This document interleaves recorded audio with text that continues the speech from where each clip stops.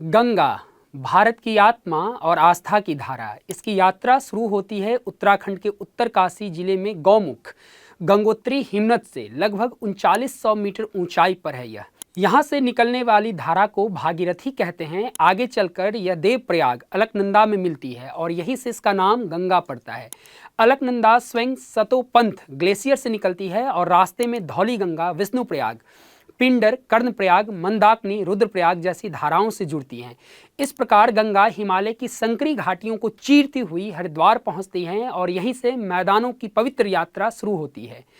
गंगा की कुल लंबाई 2525 किलोमीटर है। यह उत्तराखंड, उत्तर प्रदेश, बिहार, झारखंड और पश्चिम बंगाल होती हुई बांग्लादेश में पद्मा कहलाती है और अंततः बंगाल की खाड़ी में समा जाती है। इसे जीवन देने वाली प्रमुख सहायक नदियां हैं यमुना सबसे लंबी, घाघरा, कर्नाली सबसे अधिक जल लाने वाली तथा गोमती, गंडक, कोशी, सोन और दामोदर गंगा बनाती है। हिमालय धारा पर अवस्थित पंचप्रयाग, विष्णुप्रयाग, नंदप्रयाग, कर्णप्रयाग, रुद्रप्रयाग और देवप्रयाग वही मैदानों में सबसे प्रसिद्ध हैं। प्रयागराज का त्रिवेणी संगम, जहां गंगा, यमुना और पौराणिक सरस्वती नदी का मिलन होता। गंगा भारत की सबसे बड़ी नदी प्रणाली है जहां फैली है अद्भुत जैव विविधता।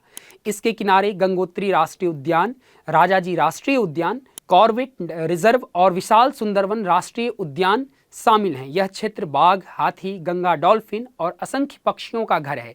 इसके तट पर बसे हैं भारत के महानगर और तीर्थ स्थान जैसे ऋषिकेश, हरिद्वार, कानपुर, प्रयागराज, वाराणसी, पटना, कलकत्ता। 4 नवंबर 2008 को प्रधानमंत्री डॉक्टर मनमोहन सिंह ने गंगा को भारत की राष्ट्रीय नदी घोषित किया।